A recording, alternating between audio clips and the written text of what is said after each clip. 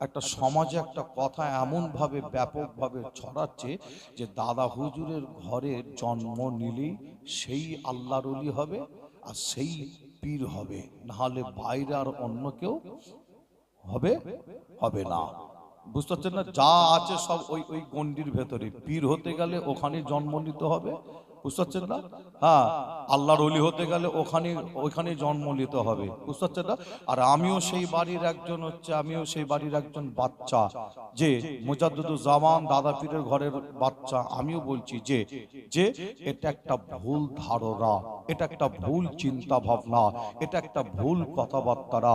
মুফতি আজম মেজলা হুজুর পীর কেবলা রহমাতুল্লাহ আলাইহি তিনি কিতাবের মধ্যে লিখছেন, একজন অমুসলিম ঘরের সন্তান, সেই সন্তান অমুসলিম ঘরের একজন ব্যক্তি, ওই ব্যক্তি যদি আপনার ঈমান এনে কলমা পড়ে মুসলমান হয়, আর এই মুসলমান হওয়ার পরে ওই অমুসলিম ঘরের ব্যক্তিটা মুসলমান হওয়ার পরে ওই ব্যক্তিটা যদি যোগ্যতা যদি তৈরি করে, কিসের? পীরের যোগ্যতা যদি তৈরি করে, তাহলে ওই ব্যক্তিটাও পীর হতে পারবে। মুফতি আজম মেজলা হুজুর তিনার কিতাবের মধ্যে লিখছেন, একবার জোরে বলুন সুবহানাল্লাহ। যে আপনারা নিশ্চয়ই বুঝতে পারছেন, বাংলার জমিনে বর্তমান সময় জিনাকে চেপে দেওয়ার চেষ্টা করছে, যে আপনার অমুক তমুক নানা রকম কথাবার্তা বলে চেপে দেওয়ার চেষ্টা করছে। তিনি হাক্কানি একজন আলেম, বাংলার মানুষ জানে তিনার মধ্যে পীরের যোগ্যতা আছে, এটাও মানুষ জানে। তিনি কোনো দিক থেকে কম নাই।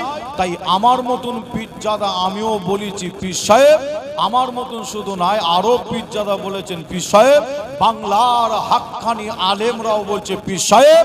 আর ফুরফুরার কিছু ভণ্ড, ফুরফুরার কিছু আপনার চিটিংবাজ, কিছু ভণ্ড পীরজাদা, তারা আবার এই কথাটাকে কেন্দ্র করে তারা আবার উল্টো কথা, তাদের মুখে আবার উল্টো কথাবার্তারা, নিমাই চাঁদ, অমক চাঁদ, কালা চাঁদ, নীল চাঁদ, বুলু চাঁদ, বুঝতে না কি চাঁদ? শুধু চাঁদ, এই চাঁদ চাঁদ করেই যাচ্ছে। কোরআন হাদিসের একটা কথা বলে তুই কথাটাকে কাট, তাই তো নাকি? তুই দলিল দিয়ে কাট, দলিল কিন্তু একটা মুখে পাবেন না। যে আমি আসিম বিল্লাহ সিদ্দিকী আপনাদের কাছে এসে আলোচনা করছি, বলুন তো আমি কোরআন হাদিসের কথা কিছু বলেছি না বলিনি? বলেছি না বলিনি? কোরআনের আয়াত বলেছি, হাদিস শরীফও বলেছি। যে এই আপনার 2 ঘন্টা আলোচনার মধ্যে 10 মিনিট যদি আমি আলোচনা করি এই সমস্ত বিষয় দিয়ে, আর সোশ্যাল মিডিয়া তারা এইটাকেই কেটে যখন দেয়, হ্যাঁ, আবার অনেকে বলে আসিম বিল্লাহ সিদ্দিকী শুধু ওইলেই পড়ে আছে। যে আমি আসিম বিল্লাহ সিদ্দিকী ওইলে পড়ে থাকা ছেলে নয়, তবে হক যেটা সেটাকে মানুষের কাছে তুলে ধরতে হবে আমাদের প্রত্যেককে, ঠিক না ভুল? ঠিক না ভুল? যেটা হক মানুষের কাছে পৌঁছে দিতে হবে। যে দলিল নাই, দেখবেন সেই সমস্ত ভণ্ড তারা বিভিন্ন রকম মানুষের আপনার মগজ ধোলাই করার চেষ্টা করছে। আসলেই আপনার যদি আমরা যদি কোরআন হাদিস এজমা কিয়াস আমরা যদি খোঁজ করি, আসলেই তাদের পীরজাদা বলে মানা যাবে না। আপনাদের একটু মনে করে দিয়ে যাই, যে মুফতি আব্দুল মাতিন সাহেব একটা স্লোগান দিয়েছিল, পীরজাদা কি? পীরজাদা হাঁটাও। তবে তিনার কথাটা আমি আসিম বিল্লাহ সিদ্দিকী একেবারে কিন্তু আমি ফেলে দিতে পারবো না।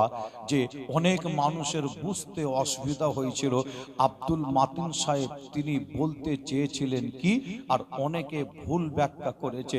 তিনার বক্তব্য ছিল এটাই, পীরজাদা হাঁটাও, সমস্ত পীরজাদা হাঁটাও। উনি কি এরকম কোনো কথা বলেছে কি? এরকম কোন কথা বলেছে? সমস্ত পীরজাদা হাঁটাও এই কথা তিনি বলেননি।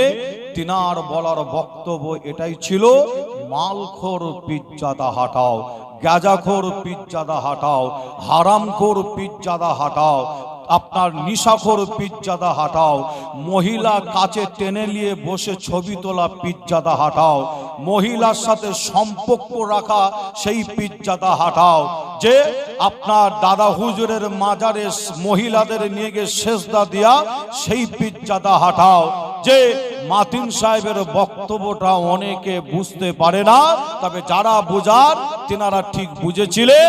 তিনার বক্তব্য ছিল ভণ্ড পীরজাদা বাংলা থেকে না হাঁটাও।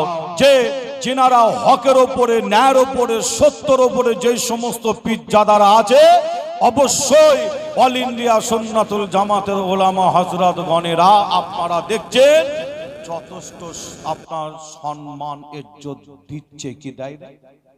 কি দিচ্ছে, দেয় না? যথেষ্ট সম্মান ইজ্জত ওলামা হযরতরা, এমনকি মুফতি সাহেবের মতো মানুষ তিনিও সম্মান দিচ্ছে, কি দেয় না? যে পীরজাদাদের সম্মান তিনারা জানে কিভাবে দিতে হয়, তবে এটাও জানে যে ভণ্ড পীরজাদাদের কিভাবে বাংলা থেকে মুছে দিতে হয়, আর ভণ্ড পীরজাদাদের কিভাবে মার্ডার করতে হয়। আমি মোটামুটি আমিও জানি তিনাদের মধ্যে সেই এলেমটা আছে। যে একবার জোরে বলুন, জোরে হবে না? যে আপনাদের ছোট ভাই ছেলে হিসাবে আপনাদের যে কথা আপনাদের বলছিলাম, খুব সাবধান, আল্লাহ হেফাজত করেন। এদের মধ্যে এমন একটা জিনিস ঢুকে গেছে, ফুরফুরা ছাড়া আর পীর, ফুরফা ছাড়া পীর আর কোনো জায়গায় হবে না।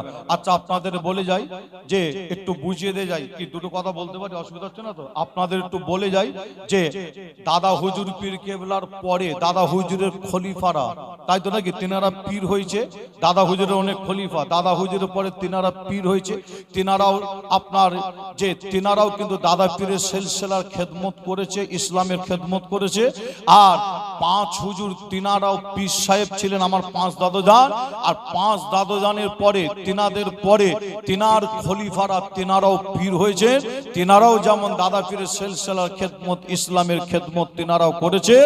আর পাঁচ হুজুরের পরে আপনারা এবার এসে দেখুন বাংলার জমিনে যে একটাই জায়গায় পীর পাওয়া যাবে, সেটা ফুরফুরা। আর দু একটা জায়গা আছে, তাছাড়া আর পীর পাওয়া যাবে না। এটা কেন বন্ধ হলো? এটা কেন বন্ধ হলো? দাদা হুজুর, পাঁচ হুজুরের সময় অনেক জায়গায় যারা যোগ্যতা ছিল তারা পীর হয়েছেন। দাদা হুজুর আপনার এজাজত দিয়েছেন, পাঁচ হুজুর এজাজত দিয়েছেন, বাবা তোমাকে এজাজত দিলাম, তুমি ইসলামের খেদমত করো, সিলসিলার খেদমত করো, এজাজত দিলাম, তুমি পীর মুরিদি করো, মানুষকে তাসাউফের শিক্ষা, জাহিরি বাতিলের শিক্ষা দাও। পাঁচ হুজুরের পরে তারপরে বাংলার জমিনে এটাকে বন্ধ করে দেয়া হলো কেন? একটাই কারণ আপনাদের বলে যাই, এরা দেখেছে আমরা তো ভণ্ড, যে এই কটার কথা বলছি, এই কটা পীরজাদা দেখেছে আমরা তো ভণ্ড। আর যদি বাংলার জমিনে শিক্ষিত মানুষ এরা যদি পীর হয়ে যায়, আমাদের পদের তলায় আর গদি, পদের তলায় কি গদি আর থাকবে না। বুঝতে পারছেন না? যে এরা দেখেছে আমাদের ভণ্ডমি করে চালাতে হয়, আমাদের ভণ্ডমি করে যে শিরক বেদাত ভণ্ডমি সব ঢুকে গেছে, ভরপুর ঢুকে গেছে। এরা দেখেছে আমাদের পদের তলায় আর গদি থাকবে না। বাংলার মানুষ কি করবে? সরিয়ে নেবে। বুঝতে পারছেন না? গদি সরিয়ে নেবে। বুঝতে পারছেন না? যে এদের একটা ভয় ঢুকে গেছে। আর তা না হলে আমি আসিম বিল্লাহ সিদ্দিকী আপনাদের বলে যাই, আপনাদের এই বসিরহাট, মাটিয়া, বাদুরিয়া আর দেগঙ্গায় আমি শুধু এই কটা জায়গার নাম বলে যাচ্ছি, আমি গুনে গুনে 5 জন 7 জন আলেমের নাম বলতে পারি। তাদের দাড়ি পেকে গেছে, তারা দাদা পীরের সিলসিলার খেদমত করে, যে ইসলামের খেদমত করে, আমি নাম বলতে পারি। এই 5-7 জন পীর হওয়ার যোগ্যতা রাখে, তারা অনেক খেদমত করে। যে একবার যদি তারাও জানে, আমি যদি একবার যে যদি পীর বলে যদি আমাকে কেউ যদি ঘোষণা যদি করে দেয়, তাহলে এখন মুফতি সাহেবদের যেমন স্টাম্প দিচ্ছে যে উনি দাদা পীরের সিলসিলার দুশমন হয়ে গেছে, হ্যাঁ স্টাম্প দিচ্ছে না যে দাদা পীরের সিলসিলার দুশমন। আর এই 4-5 জন এরাও কিন্তু পীর হওয়ার যোগ্যতা রাখে, নাম বলে দিতে পারি। কিন্তু ইনাদের নামে যদি কেউ যদি একবার ভুলও যদি বলে ফেলে যে আমাদের অমুক পীর সাহেব, সঙ্গে সঙ্গে তাকেও স্টাম্প দেবে বলে 4-5টা পীরজাদা, ভণ্ড পীরজাদা কি রেডি হয়ে আছে। বুঝতে পারছেন না? স্টাম্প দেবে। কিন্তু বাংলা জমিনে আজও অনেক আলেম ওলামা তারা পীর হওয়ার যোগ্যতা রাখে। একবার জোরে বলুন।